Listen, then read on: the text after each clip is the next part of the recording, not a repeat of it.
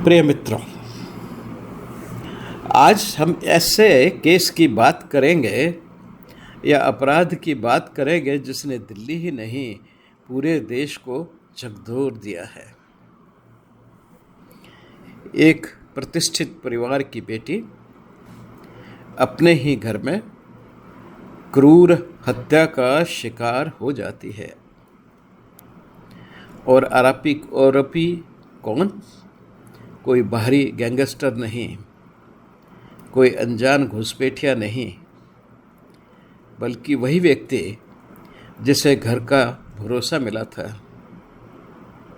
यह सिर्फ एक हत्या की कहानी नहीं है, यह विश्वासघात, लालच, मनोविकृति और समाज की लापरवाही की कहानी है। इस वीडियो में हम इस केस की तुलना करेंगे श्रद्धा वाकर केस से, जहां अपराध का चेहरा अलग था लेकिन मानसिकता कहीं कहीं मिलती जुलती सी थी। दिल्ली केस की कहानी। दिल्ली के एक वरिष्ठ अधिकारी के घर में सब कुछ सामान्य दिखता था। सभ्य परिवार, सुरक्षित इलाका, घरेलू स्टाफ, व्यवस्थित जीवन। लेकिन कई बार खतरा बाहर से नहीं, भीतर से ही आता है। रिपोर्ट्स को सही माने तो उनके अनुसार आरोपी परिवार को जानता था। उसे घर का ढांचा, दिनचर्या, लोगों की आदतें, समय का सब पता था। यही जानकारी अपराधी के लिए एक बड़ा हथियार बन गई। जब अवसर मिला, उसने घर में प्रवेश किया। फिर जो हुआ वह सिर्फ चोरी नहीं थी, वह हिंसा, नियंत्रण और निर्दयता का मिश्रण था। बताया गया कि हत्या के बाद भी वह शांत रहा। कुछ रिपोर्ट्स में कहा गया है कि उसने सामान लेने या लॉकर तक पहुंचने की भी कोशिश की। यानी प्रश्न उठता है, क्या यह सिर्फ पैसों के लिए था या इसके पीछे कोई गहरी मानसिकता थी? कई लोग तुरंत कहते हैं यह साइकोपैथ है, और कुछ सोशल मीडिया पर और अखबारों में ये खबर भी आ गई। उसे साइकोपैथ का टाइटल दे दिया गया। लेकिन रुकिए, हर अपराधी या हर क्रूर अपराधी साइकोपैथ नहीं होता। साइकोपैथ कौन होता है? जरा पहले इसको समझने की कोशिश करें। जैसे मैं कई बार पहले कह चुका हूं, ऐसा व्यक्ति जिसमें दूसरों के दर्द के प्रति संवेदना न हो, यानी कि इमोशंस न हो, इमोशनलेस हो। झूठ बोलना जिसके लिए एक बहुत ही सहज बात हो। अपराध के बाद जिसको कोई पछतावा न हो, लोगों को वस्तु की तरह देखे न कि इंसान की तरह। हर व्यक्ति, हर पुरुष और औरत उसके चारों तरफ एक वस्तु है, एक चीज है, इंसान नहीं, इमोशंस नहीं। उनका देखने में बहुत एक आकर्षक चेहरा होता है। चेहरे पे अत्यधिक ठंडापन और ठहराव दिखाई देता है। चेहरा बहुत संतुलित दिखाई देता है और वो अपने आप को अत्यधिक आकर्ष बनाकर रखते हैं। चाहे वो कपड़े हों, चाहे जूते हों, चाहे बेल्ट हो, चाहे चश्मा हो, या फिर चेहरे की मेकअप, वह सब अपने आप को अत्यधिक आकर्ष बनाकर रखते हैं। लेकिन अंदर से उतने ही वो ठंडे होते हैं, इमोशन लेस होते हैं। लेकिन कई अपराध लालच, गुस्सा बदला, कर्ज, नशा, यौन हिंसा या अवसर मिलने के कारण भी होते हैं। आओ इस केस में कुछ बातों की तरफ ध्यान देते हैं। घर की जानकारी का उसने उपयोग किया, विश्वास का दुरुपयोग किया, कथित आर्थिक दबाव उस पर था, कर्जे के रूप में 5 से 8 लाख रुपए तक का उस पर कर्जा था, उसकी खराब जुए की आदतों के कारण। अपराध के बाद उसका व्यवहार बहुत संयमित है, कोई घबराहट नहीं है, किसी तरह से भागना उसके स्वभाव में नहीं नजर आता। पीड़िता के प्रति पूर्व अमानवीयता है, कोई वहाँ दया, ममता, प्यार का भाव नज़र नहीं आता। किसी तरह का भी कोई इमोशनल अटैचमेंट इतने सालों से या समय से उनके घर पे काम करने के बावजूद भी नज़र नहीं आता, जो इतने समय तक काम करने के बाद व्यक्ति के मन में स्वाभाविक रूप से अब घर के मेंबर्स के साथ में एक इमोशनल अटैचमेंट हो जाता है। लेकिन वह यहाँ पीड़िता के प्रति पूर्ण रूप से अमानवीयता का व्यवहार कर रहा है।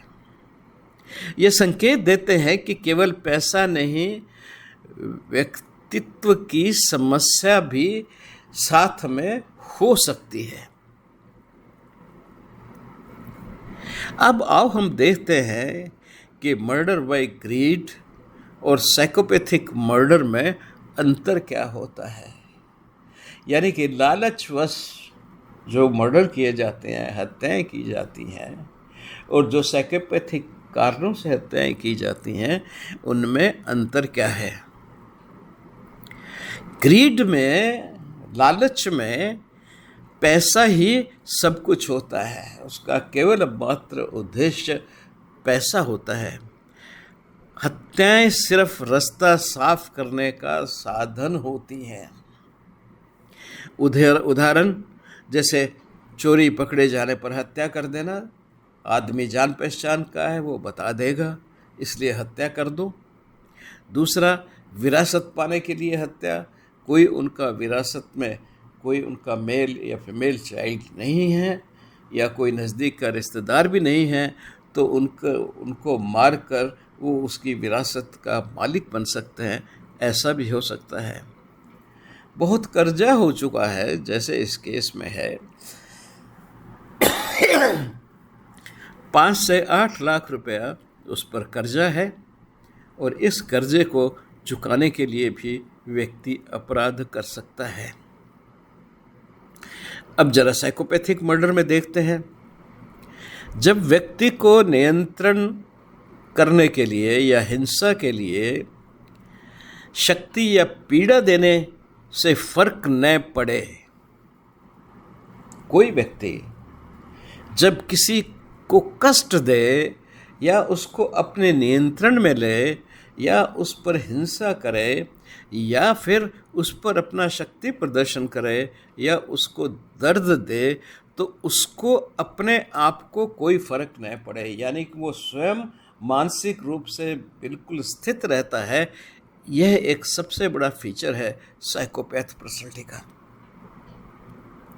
यानी कि इमोशंस का बिल्कुल न होना, बिल्कुल ठंडा होना, बिल्कुल कूल होना।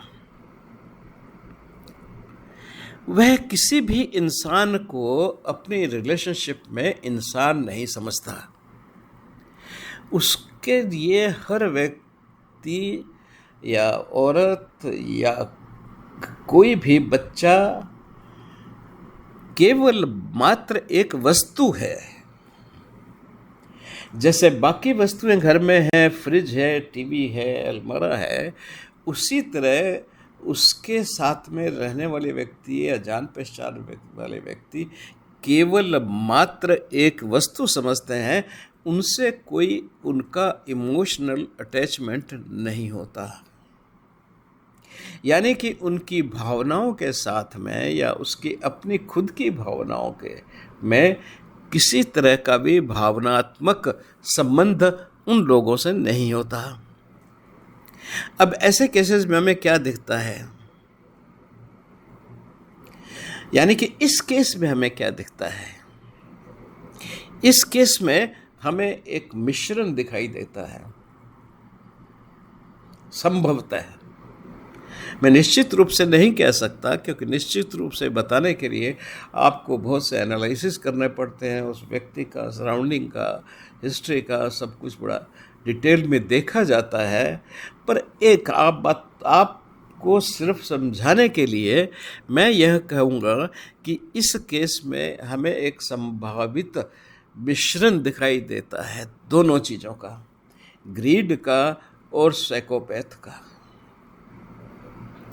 इसमें आर्थिक लालच है जो ग्रीड को शो करता है, अवसरवाद भी है, मौके की तलाश भी है, और पीड़िता को, लड़की को असहाय लक्ष्य समझना,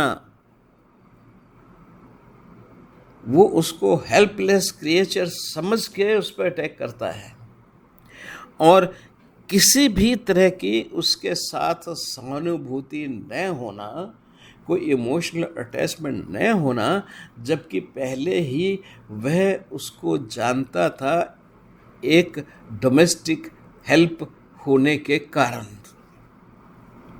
कोई भी कुछ समय के लिए भी आपके घर में अगर रहता है, आपकी मदद करता है या गेस्ट भी रहता है, तो उसको, एक नॉर्मल आदमी को उस परिवार से एक इमोशनल अटैचमेंट हो जाएगा। हालांकि उसकी इंटेंसिटी अलग अलग हो सकती है, और कुछ लोगों का तो ये जीवन भर का संबंध बन जाता है, लेकिन ऐसा कभी साइकोपैथ्स के साथ नहीं होता। तो यह ट्रेट हमको यहाँ दिखाई देता है। उसने घर में डोमेस्टिक हेल्प के रूप में काम किया, उसके बावजूद भी उसके मन में किसी तरह की भी सिंपैथी या इमोशनल अंडरस्टैंडिंग या सहानुभूति बिल्कुल भी डेवलप नहीं हुई। यानी केवल लालच ही नहीं, बल्कि नैतिक दिवालियापन भी उसमें था। साइकोपैथ में नैतिकता बिल्कुल नहीं होती, यह बात अत्यधिक नोट करने की है। वो नैतिक और अनैतिक कार्यों में अंतर नहीं कर पाते। यह उनकी एक ऐसी मनस्थिति होती है। श्रद्धा बाकर का केस अगर हम देखते हैं तो उसमें अपराधी जो है और पीड़ित में आपस में एक रिश्ता था। बाहर से आधुनिक प्रेम कहानी थी और भीतर से विषाक्त का टॉक्सिक रिलेशनशिप थी, विषाक्त संबंध था। रिपोर्ट्स के अनुसार झगड़े, नियंत्रण, अलगाव, हिंसा के अत्यधिक संकेत थे। उनके पारिवारिक जीवन में जैसा लोगों ने देखा था उसके अनुसार झगड़ा, एक दूसरे पर नियंत्रण करने की कोशिश, अलगाव, हिंसा के काफ़ी संकेत मौजूद थे। फिर हत्या हुई और शव के टुकड़े कर छुपाने का प्रयास हुआ। इस केस ने लोगों को इसलिए हिलाया क्योंकि अपराधी लंबे समय तक सामान्य व्यवहार करता रहा। शरीर को काटना और छुपाना अत्यधिक भावनात्मक ठंडेपन को दिखाता है। रिश्ता विश्वास पर था, पर हुआ विश्वासघात। सो एक ऐसा रिश्ता जिसकी नींव ही विश्वास है, उसी रिश्ते में विश्वासघात होना, यह एक साइकोपैथिक पर्सनैलिटी ही कर सकती है। एक नॉर्मल व्यक्ति, एक सामान्य व्यक्ति किसी भी विश्वास के रिश्ते में, यानी अपनी पत्नी, बहन या किसी के साथ भी किसी भी तरह का कोई धोखा नहीं कर सकता, क्योंकि वह उनसे इमोशनली अटैच्ड हो जाता है, इमोशनली अत्यधिक अटैच हो जाता है। लेकिन साइकोपैथिक ट्रेट अगर है तो वो कभी भी उनसे इमोशनली अटैच नहीं होगा। हाँ, अटैच होने की एक बहुत अच्छी एक्टिंग कर सकता है और अपने नकली व्यक्तित्व के कारण दूसरों को विश्वास भी दिला सकता है अपने अच्छेपन होने का।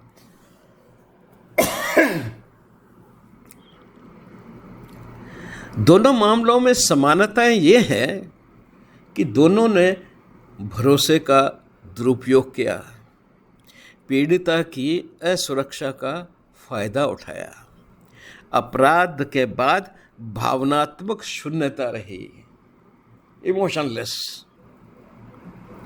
और सामान्य चेहरा, सामान्य बाहर, सामान्य भीतर अपने व्यक्तित्व को उन्होंने दिखाया जिससे किसी को शक नहीं होता। अंतर बस इतना है कि दिल्ली वाले इस केस में हमें अवसर, आर्थिक तत्व, घरेलू परिचय और अचानक हिंसा दिखाई देती है। यानी कि अभी का जो हमारा केस रहा वहाँ पे हमको ये सब दिखाई देता है, लेकिन श्रद्धा के केस में हमें निजी संबंध, नियंत्रण, लंबे समय का टॉक्सिक डायनामिक्स, जिन पति पत्नियों के बीच में टॉक्सिक डायनामिक्स बहुत लंबे समय तक एग्जिस्ट करता है, वह इस बात को सिद्ध कर देता है कि दोनों में से एक का व्यक्तित्व में कुछ ट्रेड्स ऐसे हैं जो नहीं होने चाहिए, जो नॉर्मल स्वभाव के ट्रेट नहीं हैं। कुछ ना कुछ टॉक्सिक अंश उसमें जरूर है। और फिर श्रद्धा के केस में हत्या के बाद कंसीलमेंट और डिस्पोजल, ये सब हमें बताता है कि साइकोपैथिक एलिमेंट यानी कि टॉक्सिक एलिमेंट काफ़ी है। अब प्रश्न उठता है कि इन दोनों परिस्थितियों में समाज क्यों नहीं पहचान पाता है ऐसे लोगों को। हमारी कल्पना रहती है सबकी कि अपराधी तो अलग से दिखता है, उसका व्यवहार तो अलग होगा, उसमें तो व्यवहार में कुछ एबनॉर्मलिटी होगी, यही चेहरा उसका डरावना होगा, वो बिल्कुल क्षत विकसित होगा, बहुत ही अहंकारी और बहुत ही घृणात्मक दृष्टिकोण रखने वाला होगा। यानी कि जो भी डर की कल्पनाएं एक व्यक्तित्व के स्वभाव में कर सकते हैं, हम वो कर लेते हैं एक साइकोपैथिक या अपराधी के बारे में। लेकिन सच बिल्कुल इससे उल्टा है। वे लोग सामान्य रूप से रहते हैं, सामान्य रूप से बोलते हैं, अत्यधिक या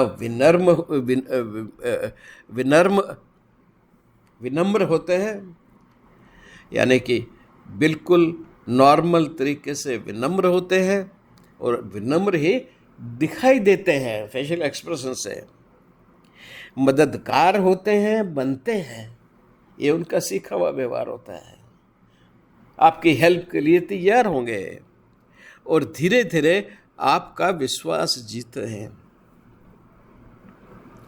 फिर एक दिन वही विश्वास उनका सबसे बड़ा हथियार बन जाता है। उनमें विश्वास होता नहीं, वो विश्वास जीतते हैं। इमोशंस होते नहीं पर अपने आप को इमोशनल दिखाते हैं। जैसे कंट्रोल, मान लो डॉग रखा है या बिल्ली रखा है, वो उस पर कंट्रोल कर सकता है, नियंत्रण कर सकता है, अपने इशारों पे नचा सकता है और इस तरह से उसकी एक आंतरिक भावना को, साइकोपैथिक भावना को वह सपोर्ट करता है। तो इसलिए उसके लिए लाइकिंग नहीं है, वह उसका एक डिजायर्ड इंस्ट्रूमेंट बन जाता है। अदरवाइज इन जनरल वो पशुओं के लिए क्रूर स्वभाव वाले होते हैं। वे कभी भी जिम्मेदारी नहीं लेते। अगर कहीं किसी की गलती हुई है तो वो दूसरों की गलती हुई है, वो तो कोई गलत काम कर ही नहीं सकते। यानी वो किसी भी गलत काम के लिए, एक्सीडेंट के लिए, किसी की चीज़ के लिए भी उनके पास अपने एक्सप्लेनेशंस तैयार हैं। वो कभी उसके लिए स्वयं रिस्पॉन्सिबल नहीं होते हैं। वो कभी भी किसी भी गलत काम की जिम्मेदारी चाहे उनके हाथ से हो गया हो वो नहीं लेते हैं। हर गलती पे, हर चीज़ पे दूसरों पे दोष डालना, उसको गलत सिद्ध करना, ये उनका स्वभाव होता है। लेकिन कभी कभी अगर उनको लगता है कि इस तरह का व्यवहार करने से उनके व्यक्तित्व पे कुछ धब्बा लग रहा है तो इसको अवॉइड भी कर देंगे। अब ये है कि बड़ा कारण लालच है या विकृत मानसिकता है या समाज की लापरवाही है या कोई अन्य कारण, कृपया नीचे कमेंट्स में अपना ओपिनियन लिखें, जिससे मुझे इसमें और इम्प्रूवमेंट करने की ताकत मिलेगी या विचार मिलेगा या आइडिया मिलेगा। धन्यवाद।